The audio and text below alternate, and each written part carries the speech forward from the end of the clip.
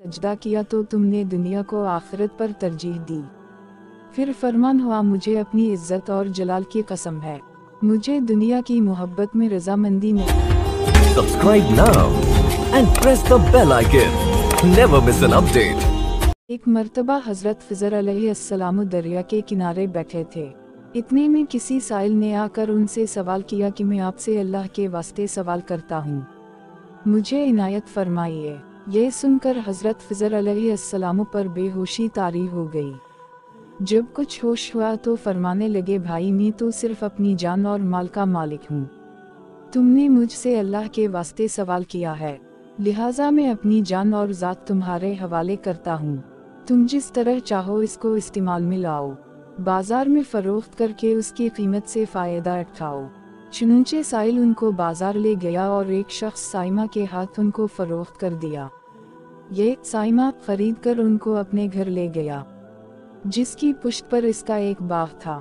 चुनंचे साइमा ने हजरत फ़िज़र अलैहिस्सलाम को एक कदाल देकर कहा कि सामने वाला पहाड़ जो 3 मुरब्बा मैल रकबे में वाक़ था, इसकी मिट्टी काट काट कर बाग में डाल दो। और ये हुक्म देकर साइमा अपनी किसी ज़रूरत से कहीं चला गया और हजरत फ़िज़र अलैहिस्सलाम इस पहाड़ से मिट्टी काट काट कर बाग में डालने लगे।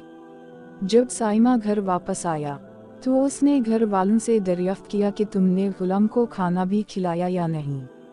घर वालों ने जवाब दिया कि हमें मालूम ही नहीं गुलाम कहाँ है। ये सुनकर जब साइमा खुद खाना लेकर बाग में आया तो उसने देखा कि वो गुलाम यानी हजरत फ़िज़र अलैहिस्सलाम तमाम पहाड़ की मिट्टी काट कर डाल चुके थे और अपने काम से फारिग होकर अपने मौला हकीकी की इबादत में मसरूफ़ थे।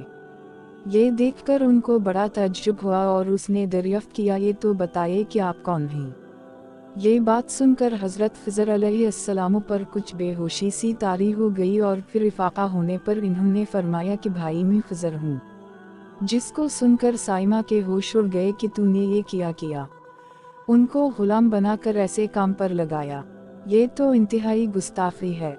फिर ये सोचने के बाद साइमा ने तौबा की और परवरिदगार से अज़र ख़ाही के साथ हजरत फ़िज़र अलैहिस्सलाम को आज़ाद कर दिया और अल्लाह की बारगाह में अर्ज़ किया कि ए रब्बल आलमीन, मुझसे उसका मुआख़ज़ा ना कीजिएगा, क्योंकि मैं उनको जानता नहीं था।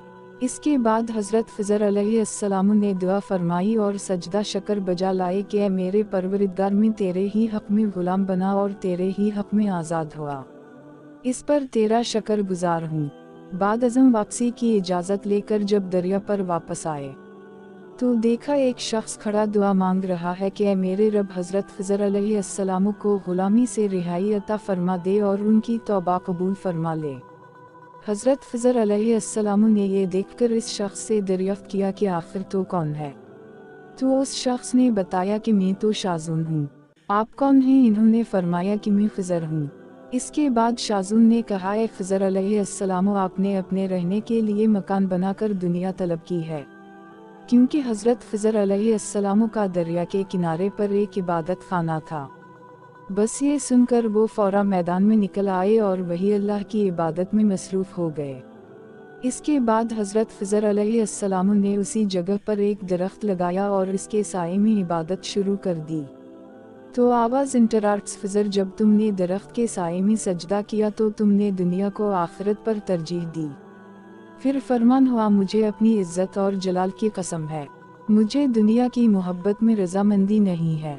इसके बाद हजरत फ़िज़र अलैहिस्सलाम ने शाज़ून फरिश्ते से कहा कि ए शाज़ून, दुआ करो कि अल्लाह ताला मेरी तौबा कबूल फरमाए।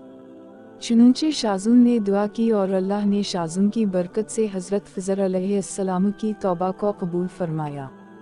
हासिल, खुदा के बरगज़ीदा बंदे उसी हालत में रहते हैं जो अल्लाह को मंजूर हो।